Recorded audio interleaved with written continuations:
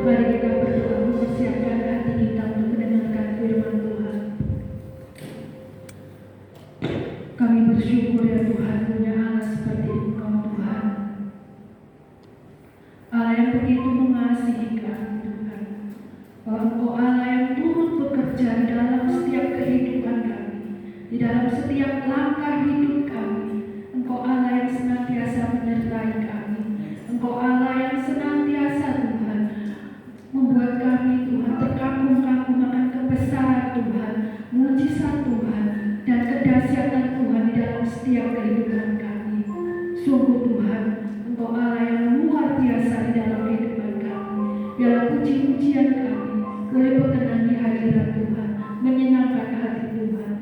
Saatnya kami boleh diisi akan firman Tuhan. Mari Roh Kudus bekerjalah di tengah-tengah kami. Roh Kudus mengurapi kami, terlebih hamba Tuhan. Layakkan kuduskan sucikan segenap kehidupan kami, untuk kami boleh layak berkenan di hadirat Tuhan. Juga jemaat Tuhan yang mendengarkan, Tuhan juga berikan hikmat senantiasa untuk kami bersama-sama mengerti, terlebih kami boleh menjadi pelaku-pelaku firman yang hidup. Terpujilah nama-Mu Bapa, di dalam nama Tuhan Yesus kami bersyukur dan berdoa. Amin. Shalom. Puji Tuhan. Di sore yang indah ini, siapapun yang hadir ya, biarlah kita boleh tetap memiliki hati yang rindu, yang haus untuk kita senantiasa belajar akan firman Tuhan. Sore hari ini kita sama-sama belajar akan kebenaran firman Tuhan. Kita akan langsung ya, kita buka di Markus pasal 5. Markus pasal 5 ayat 21 sampai dengan 43. Bisa next itu ada ayatnya, mungkin bacanya secara bergantian ya. Nanti yang pria baca terlebih dahulu, terus kemudian wanita bersahutannya bergantian sampai di ayat yang ke-43. Pria terlebih dahulu, ayat 21. Dengan berikut Yesus membangkitkan anak Yairus dan menyembuhkan seorang perempuan yang sakit pendarahan. Silakan, ayat 21. Sesudah Yesus menyeberang lagi dengan perahu, orang banyak yang berbondong-bondong dalam memenuhi dia. 22. Datanglah seorang kepala rumah ibadat yang bernama Yairus. Ketika ia melihat Yesus, tersusullah ia di depan kakinya Dan memohon kasih sayang padanya. Anak perempuan yang sakit mati datanglah supaya ia selamat dan takut. Ayat 24. Lalu pergilah Yesus dengan orang itu. Orang banyak berbondong-bondong mengikuti dia dan berdesak-desakan di dadanya. Pada di situ seorang perempuan yang berusia 12 tahun Ia telah berulang-ulang diobati oleh berbagai tabib sehingga telah dihabiskannya semua yang ada padanya, namun sama sekali tidak ada faedahnya. Malah sebaliknya keadaannya makin memburuk. Ia sudah mendengar tentang Yesus, maka di tengah-tengah orang banyak yang mendengar Yesus yang mendengarkan dan kabar. Sebab katanya, asal jamah saja jubahnya, aku akan sembuh.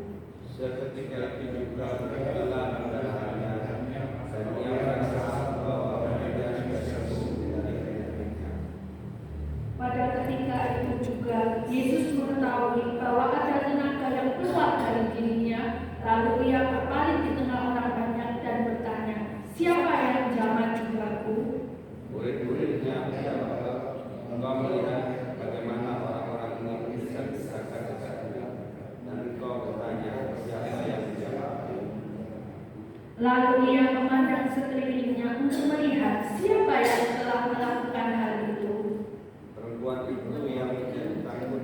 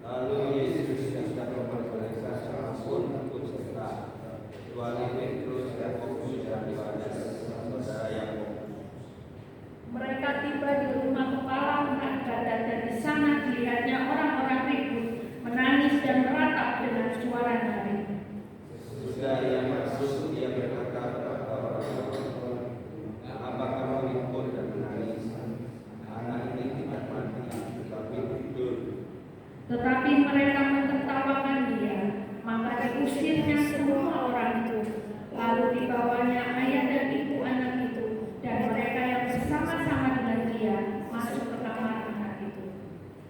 Lalu dipegangnya tangan-tangan ibu katanya, tarik aku yang berarti, hai anak, aku berkata padamu.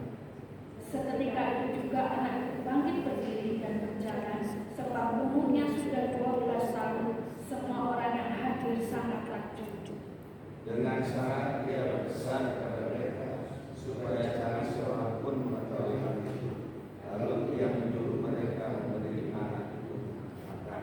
Memberi anak itu makan, ya. Amin.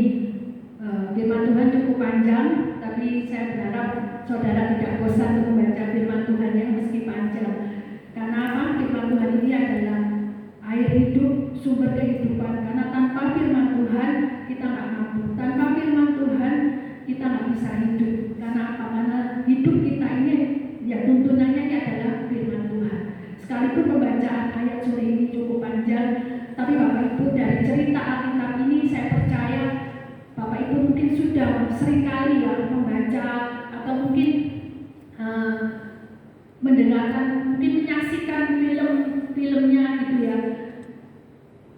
Ini adalah kisah di mana di dalam satu perikop itu langsung ada dua kisah gitu ya. Jarang-jarang gitu ya, satu perikop langsung diceritakan dua kisah yang sangat menarik. Dan saya percaya bahwa setiap kisah di dalam firman Tuhan ini ada maksud Tuhan yang boleh kita pelajari, yang boleh kita sama-sama belajar apa maksud Tuhan dari cerita firman Tuhan ini. Karena cerita firman ini bukan hanya sebuah cerita yang supaya tahu ya ada sejarah seperti ini, Tuhan membangkitkan anak kepala rumah ibadat gitu ya, Pak Yairus, namanya Yairus di sini ya. Bukan hanya itu, tetapi dan juga Tuhan menyembuhkan ini perempuan yang pendarahan selama 12 tahun. Jadi bukan hanya itu, hanya sekedar supaya dibaca dan tahu, tetapi di dalam kisah ini percayalah bahwa ada maksud Tuhan yang mungkin kita bisa sama-sama belajar pada malam hari ini. Jadi kita akan baca secara panjang lebar mengenai kisah ini. Tadi saya katakan bahwa ada dua pribadi, ada dua kisah, yaitu next boleh di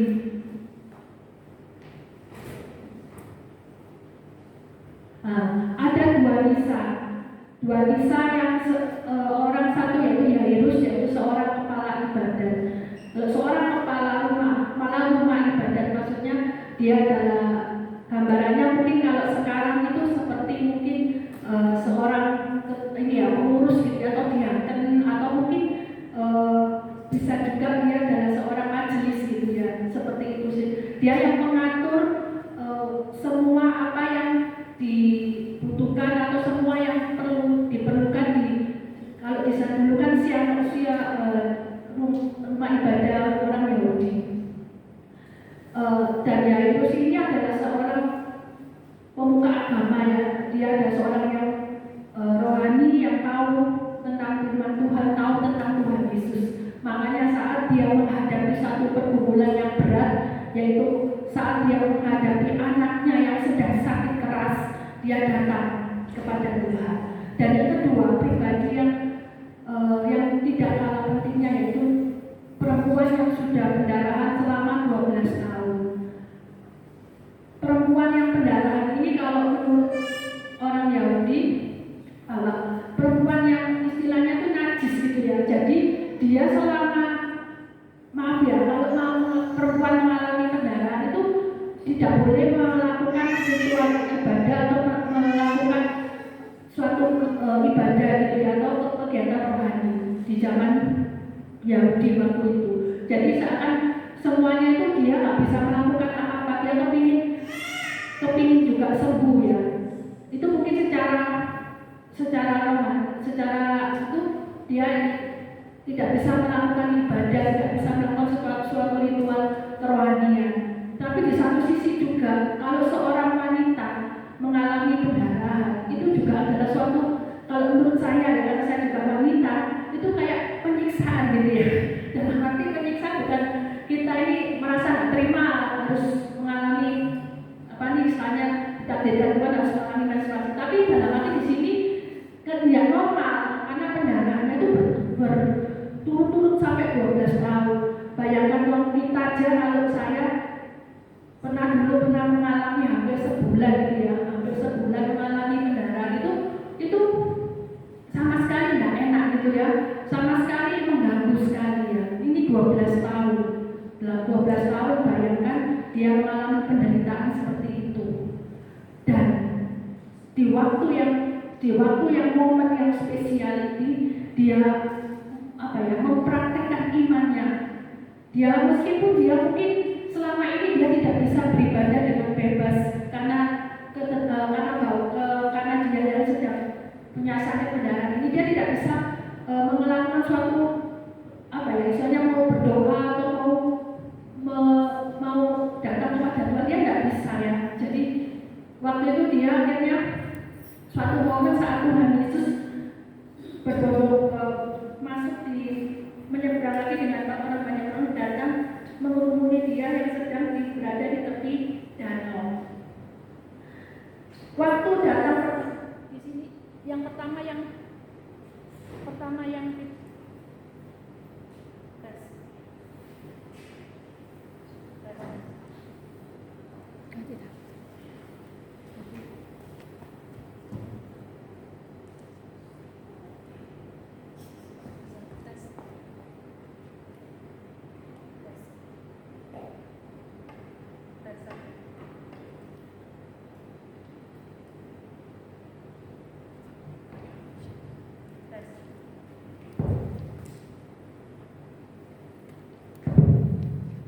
sorry ya, maaf.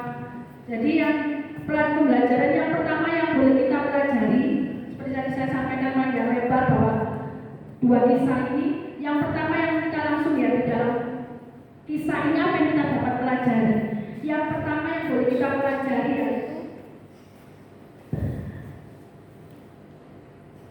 dan saat kita mengalami pergumulan, yang pertama itu datanglah kepada orang yang tepat. Datang kepada orang yang tepat. Bapak Yaurus ini mengalami pergumulan dan juga wanita yang pendarahan ini juga mengalami pergumulan gitu ya, sama-sama mengalami sesuatu yang dia ini ditolong Tuhan. Dan kedua orang ini telah melakukan hal yang tepat. Kenapa yang tepat? Karena dia datang kepada orang yang tepat, yaitu kepada Juru Selamat, kepada Tuhan Yesus. Di sini tertulis di ayat yang ke-22, datanglah seorang kepala rumah ibadat yang bernama Yairus. Ketika ia melihat Yesus, tersungkurlah ia di depan kakinya. Itu Yairus melakukan itu saat dia melihat Yesus dan saat dia mengalami pergumulan, dia kepingin anaknya itu sembuh gitu ya, karena mengalami sakit keras. Hal kedua, hal yang sama juga dilakukan oleh wanita yang mengalami pendarahan itu di ayat yang ke-27 ya. Di sini dikatakan dia sudah mendengar berita-berita tentang Yesus, maka di tengah-tengah orang banyak itu ia mendekati Yesus dari belakang dan menjamah jubahnya. Bukan hanya menjamah jubahnya, kalau di ayat 20 pada ayat yang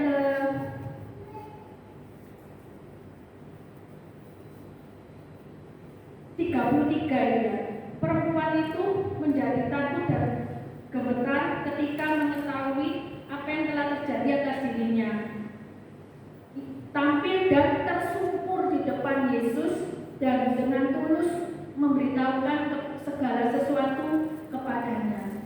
Dua orang ini yang sama-sama memiliki pergumulan, yang memiliki suatu kerinduan untuk mendapatkan suatu pertolongan dari Tuhan, yang dilakukan oleh kedua orang ini adalah datang kepada Tuhan. Bapak Ibu Saudara sekalian, dari sini kita belajar bahwa kita ini selama masih ada di dunia ini pasti tidak lepas namanya itu masalah.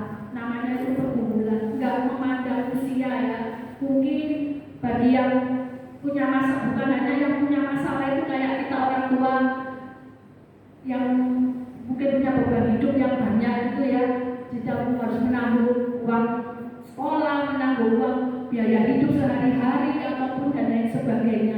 Bukan hanya kita sebagai orang tua, mungkin bagi adik-adik juga, pelajar-pelajar mungkin punya pergumulan masing-masing ya, punya masalah masing-masing.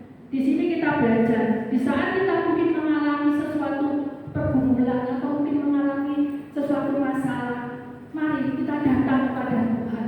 Kita menyerahkan hidup kita, datang tersungkur kepada Tuhan. Tersungkur di sini menggambarkan bukan hanya secara fisik kita tersungkur, tapi di sini adalah sesuatu benar-benar penyerahan hidup yang sepenuhnya, bukan hanya setengah-setengah, tetapi menyerahkan sepenuhnya itu kepada Tuhan. Jadi kita kalau sudah menyerahkan sepenuhnya kepada Tuhan, kita jangan lagi ambil beban itu. Jadi bukan waktu kita tersungkur tapi beban kita tetap bawa, enggak ya, tapi kita meletakkan beban itu kepada Tuhan. Di depan kita percaya bahwa Tuhan itu sanggup melakukan segala perkara. Seperti firman Tuhan juga katakan di dalam Matius 11 ayat 28. Dikatakan juga, marilah kepadaku. Kita baca ya. Boleh tak Bapak Stephen bantu baca Matius 11 ayat 28.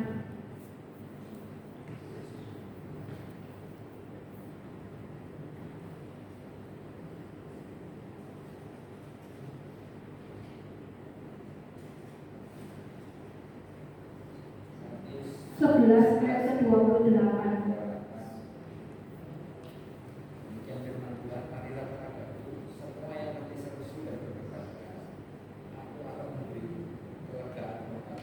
Amin. Ini adalah janji Tuhan. Marilah kepadaku. Tuhan itu menolong seseorang itu tidak melihat latar belakang itu orangnya gimana gitu ya. Kalau kita lihat mereka memiliki latar belakang yang berbeda, tetapi di sini Tuhan tidak memandang latar belakang. Demikian dengan hidup kita. Tuhan tidak memandang mungkin kita dulu pernah berdosa, kita ini memang orang yang mungkin kita nggak layak di hadapan Tuhan. Tetapi kalau kita datang tersungguh kepada Tuhan, kita datang dengan sungguh-sungguh kepada Tuhan, percayalah bahwa Tuhan itu adalah satu sumber jawaban yang benar ya, sumber jawaban yang pasti ya. Kalau kita mungkin anak-anak sekarang ya, anak-anak remaja, anak-anak yang seusia ABG gitu ya, itu biasanya kalau punya masalah, biasanya curhatnya di medsos gitu ya, di medsos, mungkin di IG lah, di TikTok, Instagram dan di manapun mungkin ya.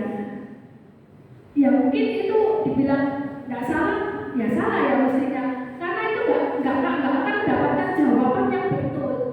Kalian akan mendapatkan sesuatu yang malah bisa menyakitkan hati gitu ya. Tapi di sini kita belajar kalau kita punya pergumulan masalah apapun, mari yang pertama adalah datang kepada Tuhan, curhat kepada Tuhan. Manusia mungkin hanya bisa menolong mungkin sekali gitu ya, menolong 2 kali, 3 kali mungkin manusia sudah bosan gitu ya. Tapi datanglah kepada Tuhan setiap saat, percaya Tuhan akan menyambut kalian, menyambut saudara dengan tangan yang terbuka dan Tuhan berikan yang terbaik untuk saudara. Itu yang pertama yang boleh kita pelajari di kisah ini. Yang kedua yang boleh kita pelajari yaitu di ayat yang ke-23. Di ayat yang ke-23 di sini dikatakan bahwa dan memohon dengan sangat kepadanya, anakku perempuan sedang sakit, hampir mati.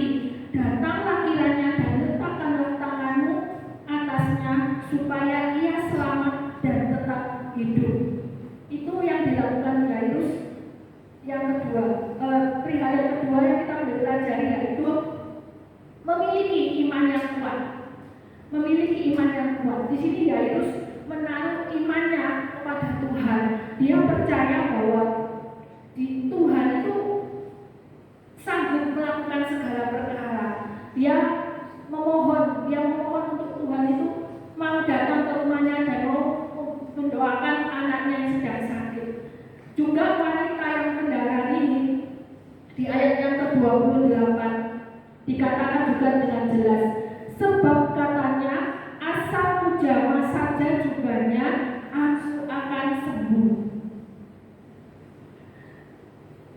Kalau kita tadi baca di ayat sebelumnya ya, dari 26, itu wanita ini tuh sangat menderita ya. Kenapa menderita? Tadi saya sudah jelaskan panjang lebar. Selain itu, dia ini juga sudah berobat gitu ya, sudah berobat dan istilahnya tuh habis-habisan. Dia berobat di tabib, dia berusaha ingin sembuh, tetapi setiap berobat itu dia tidak mendapatkan kesembuhan.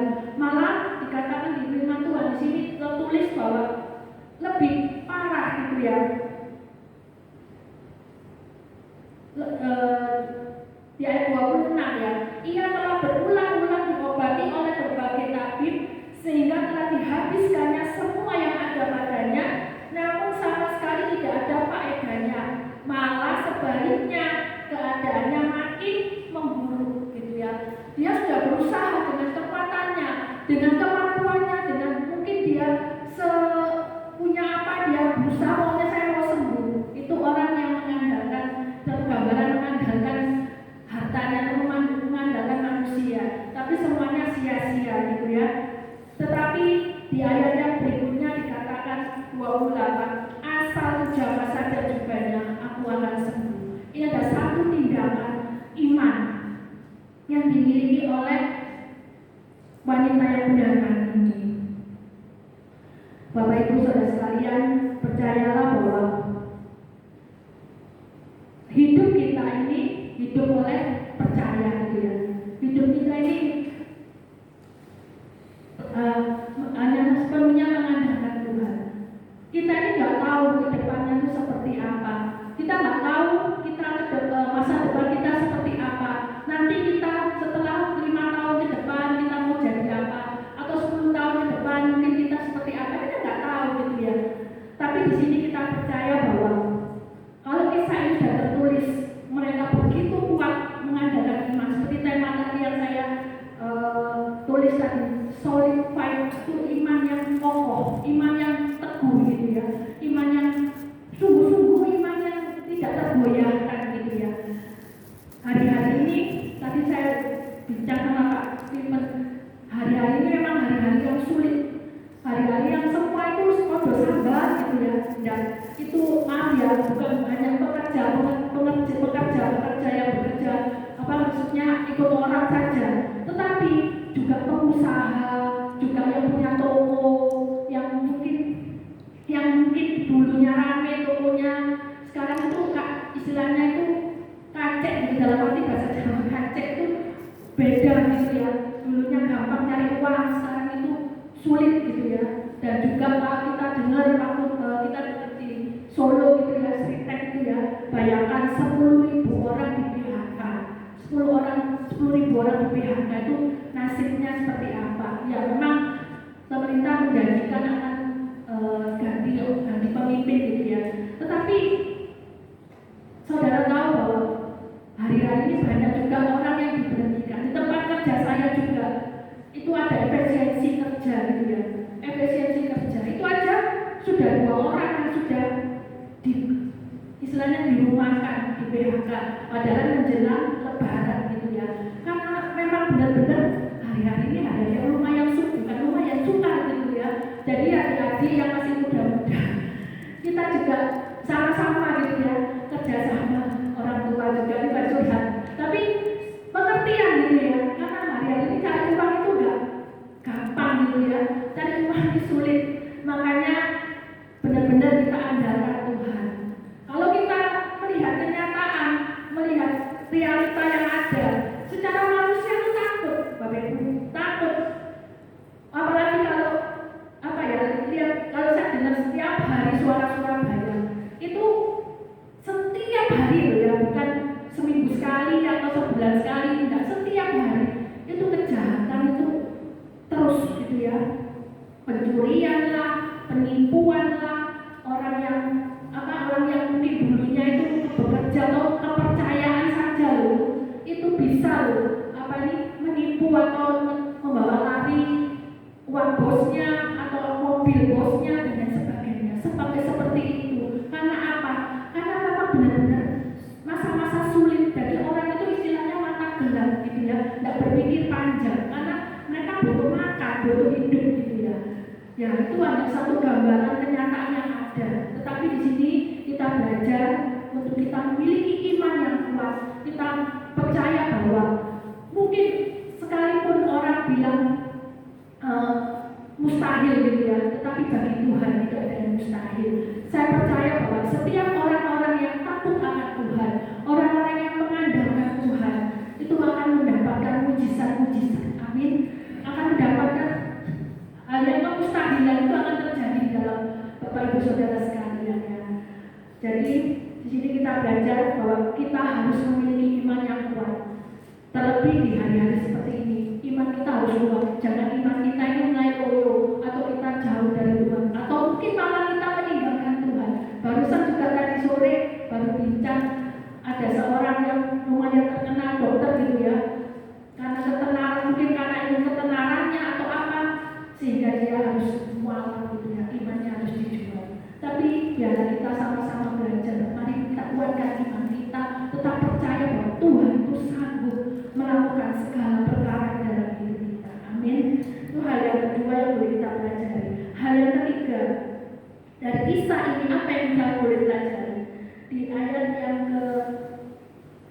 yang ketiga itu saya tulis, waktu Tuhan itu adalah waktu yang terbaik. Kenapa? Ini di ayat yang ke-34 ya. 34 ini tertulis, maka katanya kepada perempuan itu, hai anakku, imanmu telah menyelamatkan engkau. Pergilah dengan selamat dan sembuhlah dari penyakitmu. Wanita yang pendalang ini saat menjamah jubah Tuhan Yesus, dia seketika itu sembuh gitu ya, seketika itu. Tetapi apa yang dialami Yairus di ayat yang ke-35, ketika Yesus masih berbicara, datanglah orang dari keluarga kepala rumah ibadat itu dan berkata, anakku sudah mati, apa perlunya lagi kau menusa-nusakan guru? Di sini Yairus mendapatkan kabar bahwa anaknya sudah mati. Kalau kita membayangkan ya, seorang orang tua yang awalnya itu kepingin anaknya sembuh, kepingin anaknya itu didoakan oleh Tuhan Yesus dan mengalami kesembuhan. Tetapi ternyata karena ya ini bukan ini cuma istilah saya aja ya, mungkin karena disela gitu ya, disela sama wanita yang tadi ini merasa dia butuh pertolongan dari Tuhan, dia mau menjamah jubahnya dan dia dengan iman bahwa aku menjamah jubahnya itu sudah sembuh, dan akhirnya memang sembuh, dan itu membuat waktu jedanya untuk mau perjalanan ke rumah Yairus tadi itu akhirnya terjeda gitu ya. Tidak langsung pergi, tidak langsung berjalan lagi, tapi terjeda karena apa? Ini waktu ditulis di dalam firman Tuhan ini juga bahwa pada ketika itu Yesus ayat 30 ya. Pada ketika itu juga Yesus mengetahui bahwa ada tenaga yang keluar dari dirinya. Lalu ia berpaling di tengah orang banyak dan bertanya, siapa yang menjamah jubahku? Tuhan bertanya, siapa yang menjamah? Seandainya ya, itu kan bayangan saya. Mungkin kalau karena ini kan nggak tahu kalau ada yang ngomong oh dia jamah, begitu banyak orang dibilang di sini kan banyak orang berkumpul dan mengikut Yesus gitu ya. Kalau misalnya wanita itu karena imannya dia jamah sudah sembuh memang, tapi kalau Yesus nggak ngomong, misalnya diam aja. Oh ada yang gitu toh, berarti terus dia jalan terus melanjutkan perjalanannya ke tempat rumahnya Bapak Yairus tadi itu, kemungkinan mungkin akan terjadi bahwa dan sampai ada berita kalau anaknya ini anak Yairus ini mati ya, bayangannya seperti itu. Tetapi karena jeda Tuhan itu berhenti dan menanyakan kok ada yang menjamah, sampai muridnya bilang Tuhan ini cuma bahasa saya ya, begitu banyak orang loh, yang mana saya tahu kalau siapa yang menjamah gitu ya. Tapi Tuhan ini tetap penasaran. Tapi saya percaya Pak Tuhan itu tahu, cuma karena Tuhan itu ingin menunjukkan gitu ya apa yang ingin Tuhan nyatakan di tengah-tengah orang banyak itu. Dan perempuan itu ya 33, karena Tuhan itu terus tanya siapa ya yang menjamah jubahku ini. Di 33 perempuan itu yang menjadi takut dan gemetar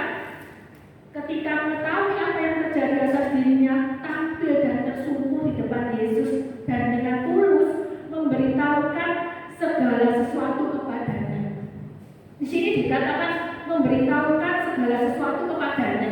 Kalau memberitahukan segala sesuatu pasti nggak mungkin cuma Tuhan aku yang jamaah sudah terus Tuhan Yesus nanti di jalan, enggak. Tapi dia menceritakan mungkin ya latar belakangnya dia mengalami pendarahan itu seperti apa, terus dia mungkin menceritakan dia sudah berobat seperti ini, tapi dia mengalami kesembuhan mungkin gitu ya. Jadi ada waktu jeda yang soalnya di sini juga tertulis ketika Yesus masih berbicara, datanglah orang dari warga. Jadi saat berbincang-bincang itu tiba-tiba lari-lari, Pak Yairus itu loh anakmu mati gitu ya. Terus Pak Yairus, saya percaya Pak Yairus itu pasti shock gitu ya. Dia kepengen anaknya sembuh kok malah mati. Mungkin secara manusia kalau mungkin saya bisa menggambarkan, mungkin dia itu mau marah sama Tuhan, tapi dia tuh sudah mohon-mohon dan Tuhan itu sudah mau jalan. Itu kan dalam perjalanan ke rumah ibadah Bapak Yairus ini, dia berjalan tapi karena ini tadi, dan itu Pak Yairus ini merasa mungkin kalau cara manusia kesel gitu ya. Kamu tuh gara-gara kamu sampai anakku mati ini loh, kan mungkin seperti itu. Tapi di sini Tuhan itu menghibur Yairus gitu ya. Di ayat yang ke-35, ayat yang ke-36, tetapi Yesus tidak menghiraukan perkataan mereka dan berkata kepada rumah ibadat, jangan takut, percaya saja. Tuhan itu dengan tegasnya mengatakan jangan takut, percaya saja. Sekali lagi di sini kita lihat kenapa saya belajar ini adalah masalah waktu. Kalau tadi wanita itu seketika itu sembuh, tetapi kisah Pak Yairus ini tidak mendapatkan jawaban langsung gitu ya, tidak mendapatkan sesuatu jawaban langsung, masih di istilahnya dikasih intro atau iklan gitu ya. Di sini kita belajar bahwa apapun di dalam pergumulan kita, masalah kita, atau doa kita yang hari-hari ini mungkin Tuhan itu belum jawab, jangan putus asa. Merasa Tuhan itu, wah Tuhan itu tidak sayang sama saya, Tuhan ini nggak pro ya sama saya. Tapi di sini kita belajar bahwa waktu Tuhan itu adalah waktu yang terbaik, dan percayalah bahwa mungkin rencana kita merasa rencana kita yang terbaik, tapi itu belum menjadi kehendak Tuhan, maka itu tidak akan pernah terjadi. Jadi di sini kita belajar sekali lagi bahwa benar-benar kita mempercayai bahwa waktu Tuhan terbaik. Jangan kita mengambil jalan pintas, atau mungkin kita merasa kita ini pandai, merasa kita kuat, udah Tuhan saya bisa kok, saya berjalan sendiri. Jangan saudara, biarlah kita tetap percaya waktu Tuhanlah yang terbaik. Kalau waktu Tuhan itu kita kadang merasa terlambat. Kita kalau berdoa ya, kita tahu doa itu mungkin bisa dijawab iya, tidak, tunggu gitu ya.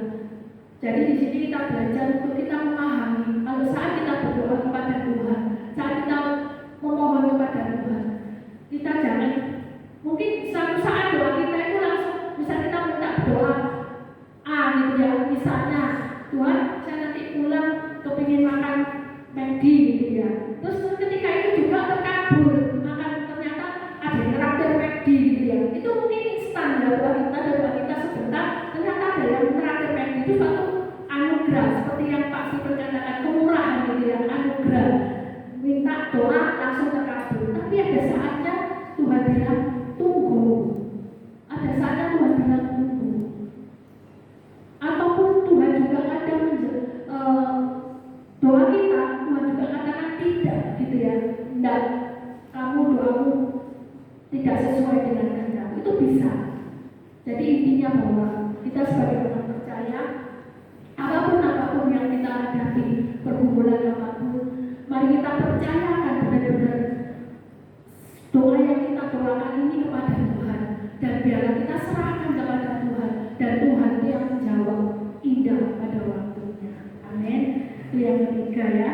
Yang terakhir, kisah yang boleh kita pelajari di kisah ini adalah yang keempat yang saya tulis di situ, bahwa Tuhan itu ingin menunjukkan kuasanya hanya kepada orang-orang yang diperkenannya gitu ya. Jadi tidak semua orang itu tadi Bapak Sih menyatakan tidak semua orang itu bisa menerima kemurahan atau kebaikan. Jadi Tuhan itu hanya menentukan orang-orang yang diperkenannya. Kenapa saya tulis seperti itu? Ini ya di ayat yang ke 37 ya. 37 itu kan banyak orang bilang anakmu sudah mati ya Yesus, kamu tidak usah usah guru. Tetapi Yesus bilang jangan takut, percaya saja. Dia 37. Lalu Yesus tidak memperbolehkan seorang pun ikut serta kecuali Petrus, Yakobus dan Yohanes saudara Yakobus. Tuhan menentukan beberapa orang ini untuk mengikut Dia untuk melakukan mujizat. Dan di ayat yang berikutnya, waktu Tuhan sudah sampai di rumahnya Pak Yairus ini, kan mereka tiba di rumah kepala ibadat dan di sana dilihatnya orang-orang ribut, menangis dan menatap dengan suara nyaring. Sesudah ia masuk, ia berkata kepada orang-orang itu, "Mengapa kamu ribut dan menangis? Anak ini tidak mati, tetapi tidur." Apa yang diterima oleh orang-orang banyak di situ? Dia marah, tetapi mereka mentertawakan dia, mentertawakan Tuhan ya. Maka diusirnya semua orang itu, lalu dibawanya ayah dan ibu anak itu dan mereka yang bersama-sama dengan dia masuk ke kamar anak itu. Lalu dipegangnya tangan anak itu, katanya, "Talitaku," yang berarti, "Hai anakku, aku berkata kepadamu, bangunlah." Seketika itu juga anak itu bangkit berdiri dan berjalan. Sebab umurnya sudah 12 tahun. Semua orang yang hadir sangat takjub. Dengan sangat ia berpesan kepada mereka supaya jangan seorang pun mengetahui hal itu. Lalu ia menyuruh mereka memberi anak itu makan. Di sini kenapa saya bilang bahwa orang yang hanya orang yang diperkenan Tuhan yang bisa menyaksikan kemurahan Tuhan. Karena banyak orang-orang yang tidak percaya, banyak orang-orang yang istilahnya itu kayak meremehkan atau tidak mempercayai Tuhan gitu ya. Tetapi di satu sisi kalau kita melihat Tuhan itu percaya bahwa murid-muridnya tadi ya, tidak seorang pun boleh ikut Tuhan, hanya tadi yang disebut itu tadi. Dan juga di ayat berikutnya orang tua dari jadi Bapak Yairus dan istrinya dia yang menyaksikan anaknya mengalami mujizat dari kematian dan dibangkitkan oleh Tuhan. Di sini kita belajar bahwa Tuhan itu inginkan kita, kalau kita mau sebagai anak-anak Tuhan yang sungguh-sungguh, kita bisa menyaksikan atau orang-orang yang diperkenan Tuhan menyaksikan mujizat-mujizat yang Tuhan itu ingin nyatakan. Mungkin ingin dinyatakan kepada orang lain, dan juga bisa mungkin Tuhan ingin menyatakan juga di dalam kehidupan kita pribadi lepas pribadi. Jadi kita mau hidup kita ini boleh benar-benar berkenan di hadapan Tuhan, berkenan untuk kita boleh sungguh-sungguh mempercayai Tuhan itu tidak main-main ya, tidak mentertawakan mungkin apa yang Tuhan sudah katakan atau mungkin hal-hal yang sudah dikerjakan Tuhan. Kita tidak meremehkan atau mentertawakan, tapi kita mau sungguh-sungguh percaya dan kita ini adalah orang-orang yang diperkenan Tuhan untuk kita boleh menyaksikan kemurahan Tuhan, ataupun mungkin bukan hanya menyaksikan, merasakan atau kita mengalami mujizat-mujizat yang Tuhan ingin kerjakan dalam hidup kita. Itu 4 hal yang boleh kita pelajari, bahwa sungguh dalam hidup kita ini hidup yang hanya mengandalkan Tuhan. Saat kita dalam pergumulan, mari datang kepada Tuhan, mari kita berseru kepada Tuhan, menyerahkan setiap pergumulan itu datang kepada Tuhan. Dan juga yang kedua, kita memiliki iman yang kokoh, iman yang kuat, sekalipun mengalami masa-masa yang sulit, tapi kita memiliki iman yang kuat. Iman adalah yang dasar dari segala sesuatu yang rasakan atau kita saksikan, tapi kita bisa percaya bahwa iman kita adalah iman yang kuat, iman yang hidup. Yang ketiga, bahwa segala sesuatu itu percayalah bahwa waktu Tuhan itu adalah waktu yang terbaik, dan Tuhan itu yang membuat segala sesuatu indah pada waktunya. Dan yang terakhir, biar kita mempersiapkan hidup kita itu diperkenankan oleh Tuhan dengan menyaksikan atau mengalami mujizat-mujizat yang ingin Tuhan nyatakan dalam kehidupan saudara.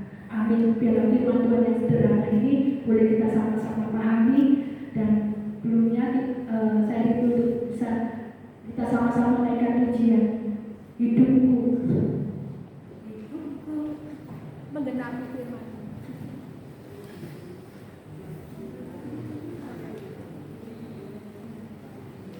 Tanda mujizat sertai.